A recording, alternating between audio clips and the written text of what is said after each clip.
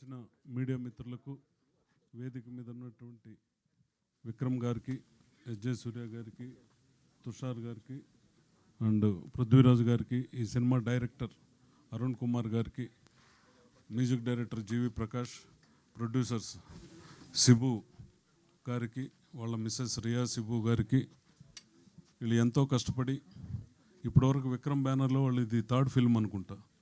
HR films Cebu 2 films super hit, 3వ film కూడా ఇది. ఖచ్చితంగా ఇది మహారాజా తర్వాత మళ్ళీ మేము చేస్తున్న సినిమా తెలుగులో. ఖచ్చితంగా ఇది సెన్సేషనల్ హిట్ అవుతుంది. పబ్లిక్ ఏమైతే ఇప్పుడు కోరుకుంటున్నారో ఆ కంటెంట్ ఈ సినిమాలో మొత్తం ఉంది. ఖచ్చితంగా ఇది క్యారెక్టర్ పరంగా, సబ్జెక్ట్ పరంగా కూడా చాలా గొప్ప చిత్రం.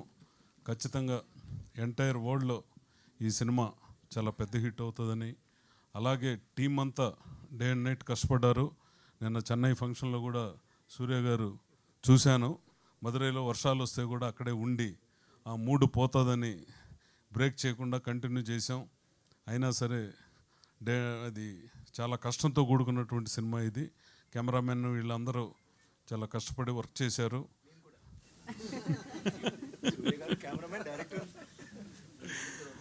సార్ ఇంక మీరందరూ కష్టపడితేనే కదా సినిమా.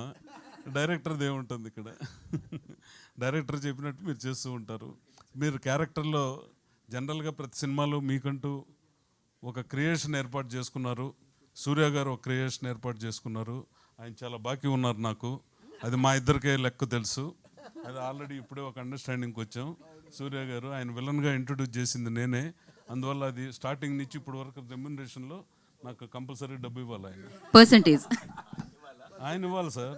విలన్గా ఇంట్రొడ్యూస్ చేసినప్పుడు అది రాయల్టీ అగ్రిమెంట్ ఉంది.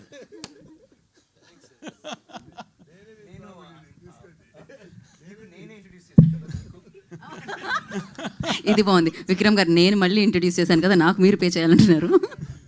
అందువల్ల సినిమా కోసం ఎంతైనా కష్టపడేటటువంటి నటులుంటే ప్రేక్షకులు ఎప్పుడు వాళ్ళని ఆదరిస్తారు, ప్రేమిస్తారు, సినిమాను చూస్తారు.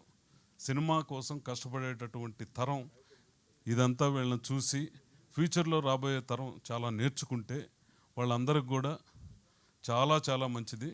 అదే వాళ్ళ అబ్బాయి సినిమా కూడా, ఒక సినిమా విక్రమ్ గారు అబ్బాయి రిలీజ్ అయ్యి ఒక హీరో కొడుకుగా వచ్చేసి ఉండొచ్చు.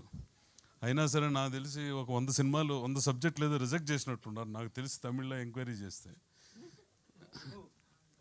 అంటే ఈయన ఎలాగో వాళ్ళ కొడుకును కూడా, వాళ్ళ కుమారుడిని కూడా అదే పద్ధతిలో ఒక సక్సెస్ పబ్లిక్కి కొద్ది మంచి సినిమా ఇవ్వాలి అని ధృవ్ విక్రమ్ ఒక సెన్సేషనల్ పబ్లిక్ని సాటిస్ఫై చేయాలని ఒకే తపనిచ్చి సినిమా తప్పితే ఇంకోటి లేనటువంటి ఆర్టిస్టులు ఈ సినిమాలో మొత్తం. విక్రమ్ గారు కానీ, సూర్య కానీ, డైరెక్టర్ అరుణ్ కానీ, దాంట్లో మలయాళం ఆర్టిస్టు అనూజ్ సురాజ్ కానీ, జీవి ప్రకాష్ గారు ఎంత మనకు తెలుగులో సక్సెస్ ఇచ్చారో తమిళ్లో కూడా అంతే పెద్ద మ్యూజిక్ డైరెక్టర్ అయిపోయాడు ఆయన.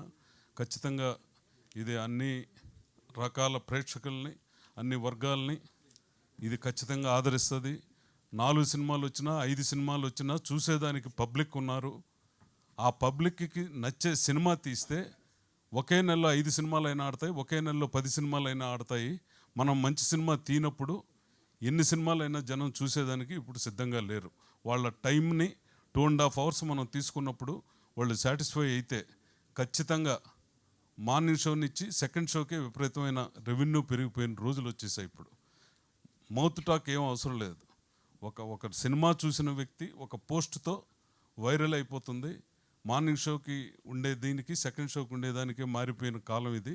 ఖచ్చితంగా ఇది ప్రేక్షకులందరినీ ఒక సెన్సేషన్ క్రియేట్ చేసి ఒక టెంపోతో ఈ సినిమా చూసి బయట వెళ్తారని ఖచ్చితంగా మేము కోరుకుంటున్నాం.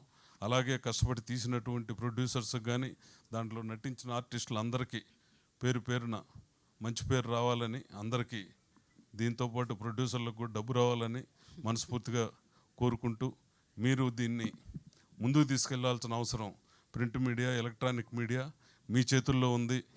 ఖచ్చితంగా ఈరోజు మీ సపోర్ట్ కూడా ఈ సినిమాకు అవసరం. మీరు ఆ సహాయ సహకారాలు అందిస్తారని మనస్ఫూర్తిగా కోరుకుంటూ, ఈ అవకాశం ఇచ్చిన హెచ్ఆర్ పిక్చర్స్కి, ఈ సినిమాలో యాక్ట్ చేసినటువంటి విక్రమ్ గారికి కానీ, సూర్య గారికి కానీ, డైరెక్టర్ అందరికీ పేరు పేరున నా హృదయపూర్వక నమస్కారం తెలియజేసుకుంటూ సెలవు తీసుకుంటున్నాను. Thank you.